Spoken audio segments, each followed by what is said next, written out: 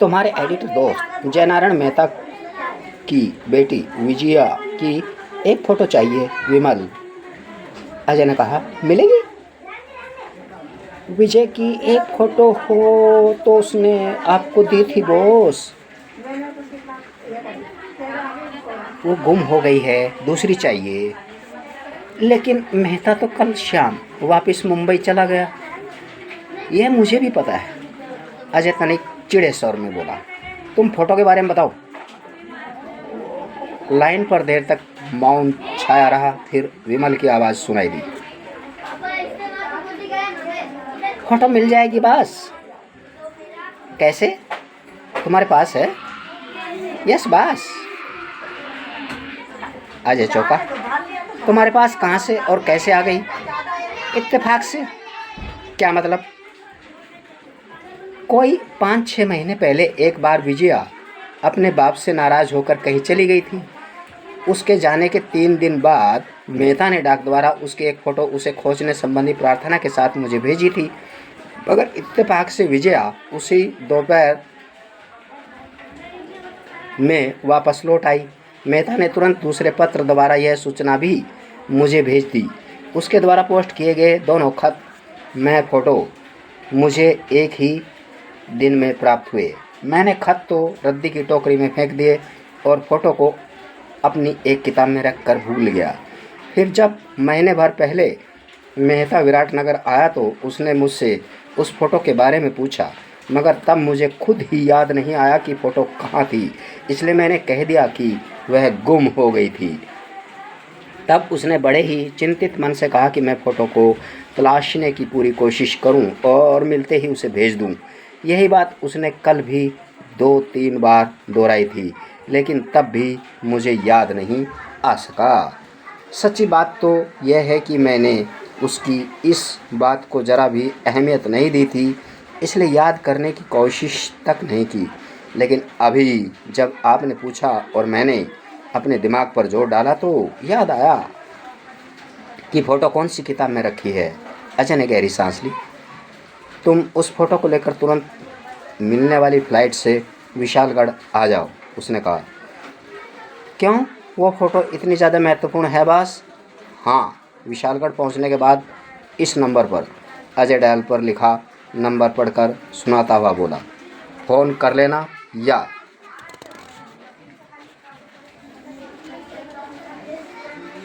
फिर गुलाबी बाग police station में इंस्पेक्टर पाल से मेरे बारे में पूछ लेना। ओके बॉस, 3:30 बजे एक फ़्लाइट है, मैं उसी से पहुंच जाऊंगा। अजय ने संबंध विच्छेद कर दिया। उसने अपनी ओर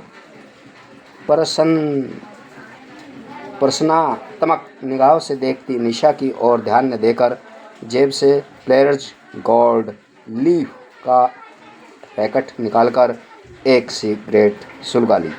सिगरेट के 3-4 गहरे कश लेने के बाद उसने डायरेक्टरी से मालूम करके गुलाबी बाग पुलिस स्टेशन का नंबर डायल किया। संबंध स्थापित होने के बाद इंस्पेक्टर पाल से बातें करने की इच्छा प्रकट की तो उसे एक अन्य नंबर बता दिया गया। अजय ने डिस्कनेक्ट करके वही नंबर डायल किया। संबंध स्थापित होते ही इंस्पेक्टर पाल का स्वर सुनाई दिया, हेलो। अजय बोल रहा हूँ इंस्पेक्टर, अजय ने कहा। क्या समाचार है? किस बारे में? अजय चकराया। क्या मतलब? मतलब यह है कि मेरे पास बहुत सारे समाचार हैं। तुम किस बारे में जानना चाहते हो? अजय ने नोट किया। इंस्पेक्टर के स्वर में सतर्कता का गहन फूट था। सिलसिलेवार सभी बता दीजिए, वह बोला। फ़ोन पर? और कैसे बताओगे? आमने सामने बैठकर। कोई ख़ास वजह? हाँ, जो मैं बताऊंगा वो डायनामाइट से कम नहीं है। ठीक है, मैं फ़ौरन आ रहा हूँ।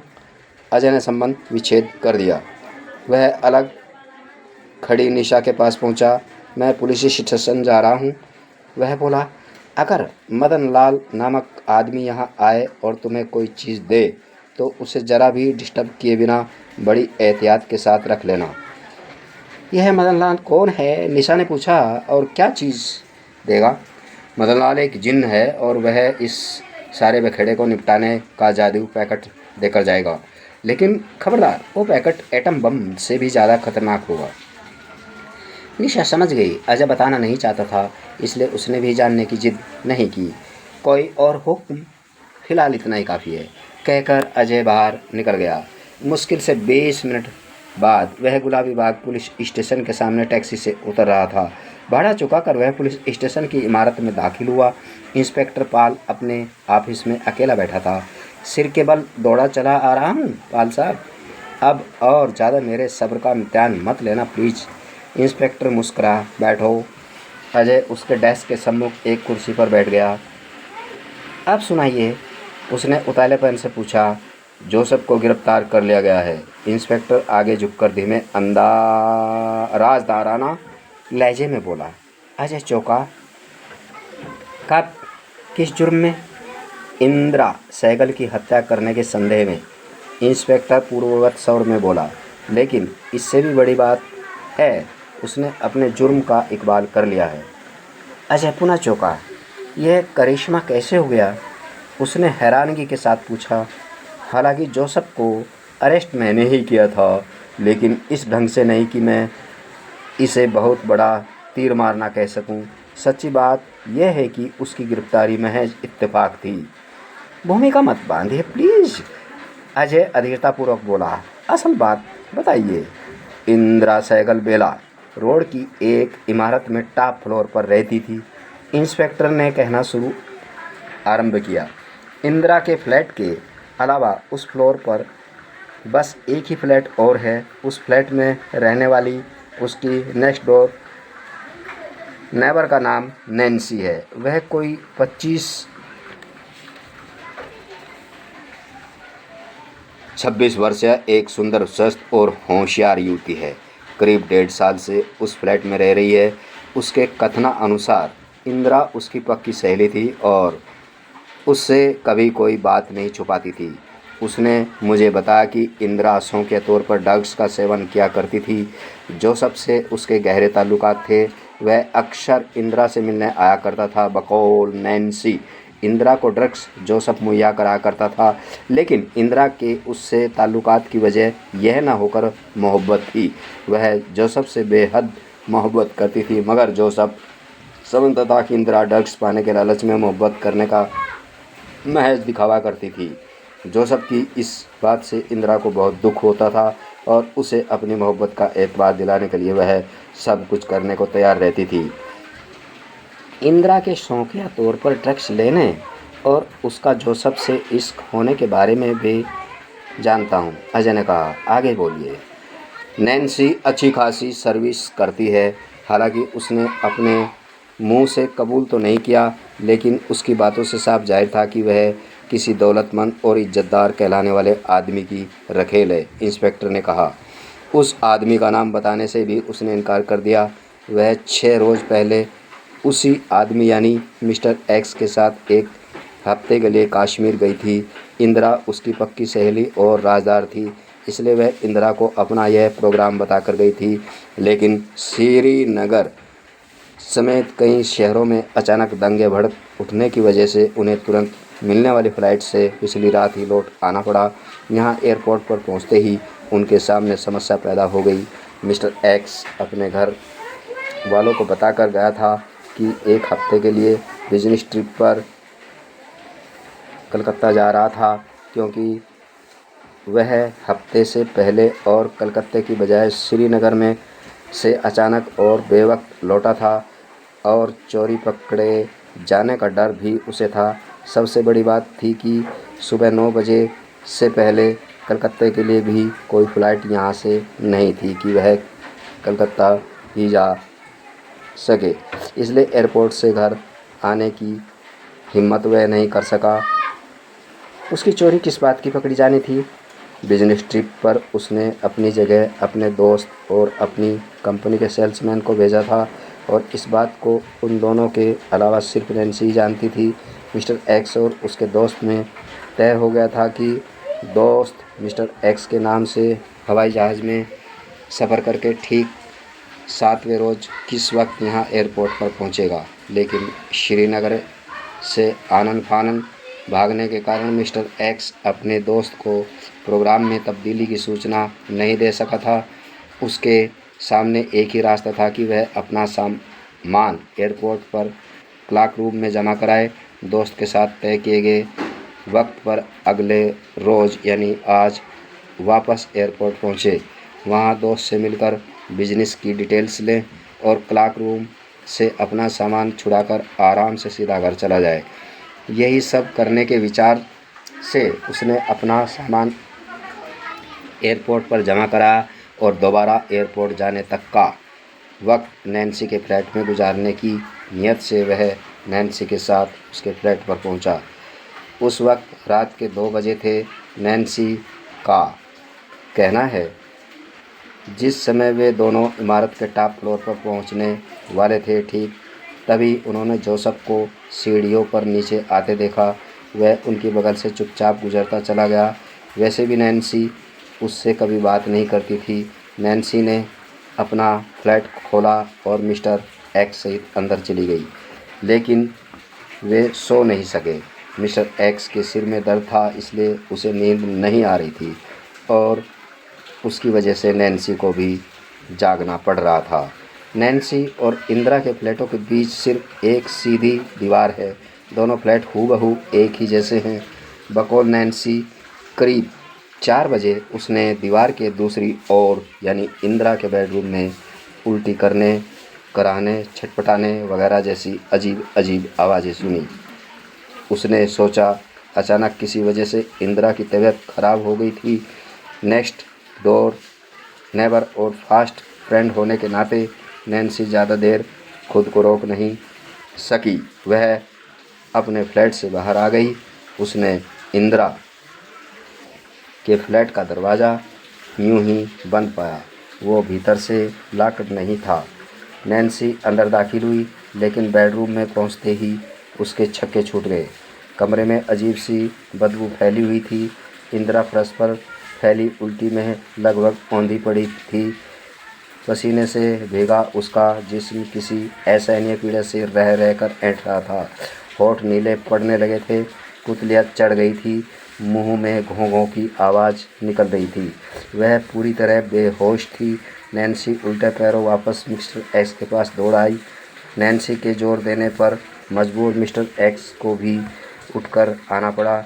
इंदिरा की हालत देखते ही उसने कह दिया कि वह आखिरी सांसों पर थी। साथ ही इस एहसास ने उनकी अपनी हालत भी एकदम पतली कर दी थी। वह नैन्सी को वापस उसके फ्लैट में खींच ले गया। उसके अनुमान अनुसार इंदिरा ने या तो खुद को कोई तेज़ जहर खा लिया था या फिर किसी ने उसे खिला दिया था, लेकिन मिस्टर एक्स के लिए दोनों बातों में कोई फ़र्क नहीं था। मुद्दे की बात यह थी कि दोनों ही सूरत में पुलिस का आना निश्चित था। उतना ही निश्चित यह भी था कि पुलिस ने नैन्सी से भी पूछताछ करनी थी, जिसका सीधा सा मतलब था मिस्टर एक्स का पुलिस केस में इन्वॉल्व होना और उसका पूरा भंडा फूट जाना, जो कि वह होने नहीं देना चाहता था। उसे उस स्थान से जल्दी दूर भाग जाने में ही अपनी कुशलता नजर आई।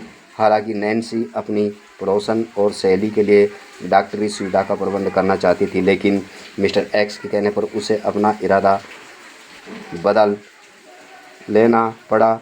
वे दोनों फटाफट तैयार हुए, फ्लैट लॉक करके चोरों की तरह इमारत से निकले, एक खाली टैक्सी पकड़ी और जहांगीर होटल की और रवाना हो गए। रास्ते में नैन्सी बड़ी मुश्किल से मिस्टर एक्स को इस बात के लिए रजामंद कर सकी कि वह गुमनाम फ़ोन करके पुलिस को सूचित कर देगी, ताकि पुलिस मौके पर पहुंचकर इंदिरा के लिए कुछ कर सके। इस तरह एक पेट्रोल पंप पर टैक्सी रुकवाकर नैन्सी उतरी और पब्लिक टेलीफोन से पुलिस स्टेशन गुमनाम फ़ोन करके इतला दे दी कि इंदिरा सहगल ने जहर खाकर खुदकुशी करने की कोशिश की है। नैन्सी का कहना है पुलिस को नैन्सी के पास पहुंचने का इससे बेहतर कोई तरीका उसे नहीं सूझा था। फिर वह मिस्टर एक्स के साथ होटल जहांगीर में जा ठहरी। आज सुबह अपने पूर्व निर्धारित समय पर मिस्टर एक्स होटल छोड़कर एयरपोर्ट पहुंचा, जहां कलकत्ते से लौटा उसका दोस्त उसे मिला। मिस्टर एक्स ने उससे बिजनेस की तमाम डिटेल्स ली, क्लार्क रूम से अपना सामान छुड़ाया और अपने घर चला गया। नैन्सी करीब 11 बजे अपने फ्लैट पर वापस लौटी। अखबार में इंदिरा की मृत्यु के बारे में पढ़कर उसे दुख हुआ, मगर ताज्जुब नहीं, क्योंकि रात में उसने इंदिरा को मरणासन स्थिति में देखा था। लेकिन इंदिरा के इकबाल बयान के बारे में पढ़कर उसकी खोपड़ी घूम गई। इंदिरा से बखूबी वाकिफ़ होने की वजह से वह जानती थी कि इंदिरा से किसी की हत्या करने की अपेक्षा नहीं की जा सकती थी। लेकिन इससे भी कहीं ज़्यादा बड़ी बातें तो यह थी कि जिस इंदिरा को वह दम तोड़ती छोड़ गई थी और जो अपना नाम तक बताने की हालत में नहीं थी, उसने बाद में पुलिस को इकबालिया बयान कैसे दे दिया। जाहिर था कि इंदिरा किसी भयानक षड्यंत्र का शिकार हुई थी, मगर नैन्सी ने घबराकर चुप बैठ जाने की बजाय इस रहस्य का पर्दाफाश करने का निश्चय किया। लेकिन इस काम के लिए पुलिस स्टेशन की मदद लेने की बजाय उसे किसी बड़े कुशल और ईमानदार पुलिस अफसर की तलाश थी, जो उसकी बात ध्यान से सुनकर उस पर यकीन करे और फ़ौरन सही एक्शन ले सके। इस सिलसिले में जो इकलौता नाम उसे सूझा वो था एसपी हरबीर सिंह। यह भी महज इत्तेफाक है कि अपनी कंपनी के ऑफिस में नैन्सी जिस आदमी की सेक्रेटरी है वह हरबीर का दोस्त है, और हरबीर को कई बार ऑफिस में उससे मिलने आते नैन्सी देख चुकी थी। फलस्वरूप वह एसपी के पास जा पहुंची, क्योंकि उसके पहुंचने से पहले आज तुम भी एसपी से मिल चुके थे और इस सारे सिलसिले की पूर्ण जानकारी उसे थी। उसने न सिर्फ गौर से नैन्सी की बातें सुनी, बल्कि तुरंत सही एक्शन भी लिया, क्योंकि मामला गुलाबी बाग पुलिस स्टेशन के इलाके का था। इसलिए एसपी ने मुझसे संपर्क करके संक्षेप में तमाम किस्सा सुनाया, ज़रूरी हिदायत दी और जोसेफ को गिरफ्तार करने का आदेश दे दिया। मैंने जोसेफ को उसके निवास स्थान से गिरफ्तार कर लिया। आज एक खामोश बैठा गौर से सुन रहा था। इंस्पेक्टर के कथन की समाप्ति पर उसने पूछा, और रणधीर, क्या उसे इन तमाम बातों की जानकारी है? नहीं, जोसेफ की गिरफ्तारी के बारे में भी वह नहीं जानता। नहीं, जोसेफ को गिरफ्तार करके यहाँ लाने की बजाय सीधा इंदिरा के फ्लैट में ले जाया गया, जहाँ एसपी हरबीर सिंह के निर्देशन में घटनास्थल की बारीकी से जांच की जा रही थी। इसका मतलब रणबीर या उसके गुर्गों में से किसी को भी इस बारे में कोई जानकारी नहीं है। हाँ, लेकिन जोसेफ ने इतनी आसानी से अपने जुर्म का इकबाल कैसे कर लिया? इसका भी अधिकांश श्रेय नैन्सी को ही जाता है। नैन्सी द्वारा सर्वथा अप्रत्याशित रूप से रात में टॉप फ्लोर से उतरता देख लिया जाने के कारण जोसेफ को यह शक तो था कि इंदिरा की मौत से उसका रिश्ता जोड़ा जा सकता था, लेकिन इसकी वजह से वह परेशान नहीं था, क्योंकि नैन्सी का मिस्टर एक्स असल में कौन है इस बात को वह जानता है, और इस बात की जानकारी भी उसे है कि नैन्सी से अपने ताल्लुकात को मिस्टर एक्स ज़रा भी हवा लगने नहीं देनी नहीं चाहता है। इसलिए उसे यकीन की हद तक उम्मीद थी कि इंदिरा की मौत का पता लगने के बाद भी नैन्सी और